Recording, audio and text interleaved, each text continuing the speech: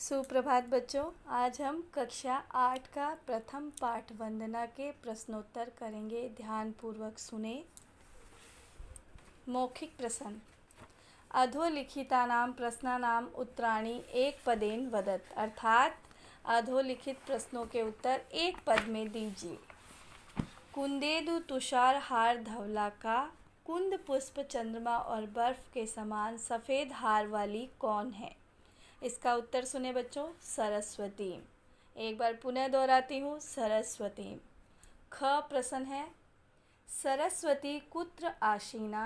सरस्वती कुत्र आसीना हिंदी अर्थ है सरस्वती कहाँ विराजमान है? इसका उत्तर है बच्चों, पद्मासने। एक बार पुनः सुने, पद्मासने।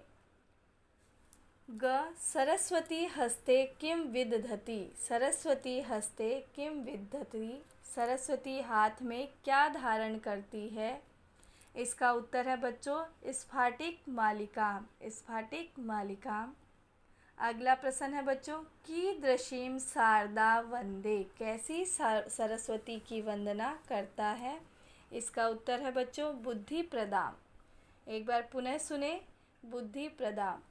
अब अगला प्रश्न है बच्चों, लिखित प्रश्नानाम, अर्थात लिखित प्रश्नों के उत्तर आपको देने हैं। अभी तक आप मौखिक प्रश्न कर रहे थे, अब आपके लिखित प्रश्नों की बारी है। अधोलिखितानां प्रश्नानां उत्तराणि एक पदेन लिखत। नीचे लिखे हुए प्रश्नों के उत्तर एक ही पद में लिखिए, अर्थात एक ही शब्दों में देने हैं। पहला प्रश्न है, सरस्वती केन वस्त्रेण आवृता। सरस्वती केन वस्त्रेण आवृता, इसकी हिंदी सुने बच्चे, सरस्वती किस वस्त्र से ढकी हुई है? इसका उत्तर है बच्चों, शुभ्र वस्त्रेण। शुभ्र वस्त्रेण हिंदी में अर्थ होगा स्वच्छ वस्त्र से, अर्थात सफ़ेद वस्त्र से ढकी हुई है। प्रश्न नंबर 2 है, सरस्वती कई देवे वंदिता। सरस्वती की किन देवताओं द्वारा वंदना की गई है? इसका उत्तर है बच्चों, ब्रह्मा, अच्युत, शंकर प्रभृति भी देवे, अर्थात हिंदी अर्थ है ब्रह्मा, विष्णु, महेश आदि देवों द्वारा। अगला प्रश्न है बच्चों, शारदा कस्य अपहा। शारदा किसको हरने वाली है? इसका उत्तर है बच्चों, जाड्यम अर्थात अज्ञानता। जाड्यम अर्थात अज्ञानता। अगला प्रश्न है बच्चों, सरस्वत्या हस्तयोः किं धारितम्। सरस्वत्या हस्तयोः किं धारितम् सरस्वती के द्वारा हाथों में क्या धारण किया गया है? इसका उत्तर है बच्चों, वीणा पुस्तक स्फटिक मालिकाम। वीणा पुस्तक स्फटिक मालिकाम, अर्थात हिंदी अर्थ सुने, वीणा पुस्तक और स्फटिक नामक मोतियों की माला। अगला प्रश्न है, का जगत व्यापिनी। का जगत व्यापिनी, इसका हिंदी अर्थ है संपूर्ण जगत में व्याप्त रहने वाली कौन है? इसका उत्तर सुने बच्चों, शारदा। शारदा अर्थात सरस्वती। अब बच्चों अगला प्रश्न है, प्रश्न नंबर 2, रिक्त स्थान पूर्यत। खाली जगह को पूरा कीजिए।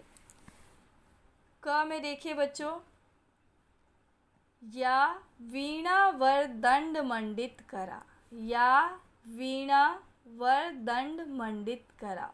ख में देखें बच्चों, देवे सदा वंदिता। देवे सदा वंदिता। ग देखें बच्चों, वंदे ताम परमेश्वरी भगवतीम। वंदे ताम परमेश्वरीम भगवतीम। घ में देखें बच्चों, वीणा पुस्तक धारिणी अभय दाम। वीणा पुस्तक धारिणी अभय दाम। ड का बच्चों उत्तर देखें, बुद्धि प्रदाम शारदाम। बुद्धि प्रदाम शारदाम। अगला प्रश्न नंबर है 3, मंजूषा पर्याय पदम चित्वा लिखत। मंजूषा से पर्याय पद चुनकर लिखिए। इंदु का पर्यायवाची शब्द है शशि। शशि अर्थात चंद्रमा। संस्कृत में लिखेंगे शशि, पीछे लगाएंगे विसर्ग, ब्रैकेट में लिखेंगे चंद्रमा। दूसरा है बच्चों प्रभृति भी। प्रभृति भी, इसका पर्यायवाची शब्द होगा इत्यादि भी। हिंदी अर्थ है आदि के द्वारा। हिंदी अर्थ लिखेंगे आदि के द्वारा। अंधकारः, इसका पर्यायवाची शब्द होगा बच्चों तमः। ब्रैकेट में लिखेंगे हिंदी में अंधकार। पातु इसका पर्यायवाची शब्द होगा बच्चों रक्षतु, ब्रैकेट में लिखेंगे हिंदी में रक्षा करें। ड का निशेषः अर्थात संपूर्ण, इसका हिंदी अर्थ होगा बच्चों समस्त। अगला प्रश्न है प्रश्न नंबर 4, संधि विच्छेदम कुरुत, संधि विच्छेद कीजिए। क है बच्चों ब्रह्मा अच्युतः, तो इसका संधि विच्छेद होगा ब्रह्मा प्लस अच्युतः अर्थात ब्रह्मा विष्णु। ब्रैकेट में अगर आप हिंदी में लिखना चाहें तो लिख सकते हैं। कुंदेदु, कुंद प्लस इंदु, कुंद प्लस इंदु। पद्मासना, पदम प्लस आसना, पदम प्लस आसना। परम आध्या, इसका संधि विच्छेद होगा बच्चों परमाम प्लस आध्या, परमाम प्लस आध्या। जाड्य अंधकार अपहाम, इसका संधि विच्छेद होगा बच्चों जाड़े प्लस अंधकार प्लस अपहाम। एक बार पुनः सुने, जाड़े प्लस अंधकार प्लस अपहाम। धन्यवाद बच्चों, यह पाठ आशा करती हूँ इसके प्रश्नोत्तर आपको अच्छी तरह से समझ आ गए होंगे। घर में रहें, सुरक्षित रहें, बाहर ना जाएं। इसी के साथ धन्यवाद।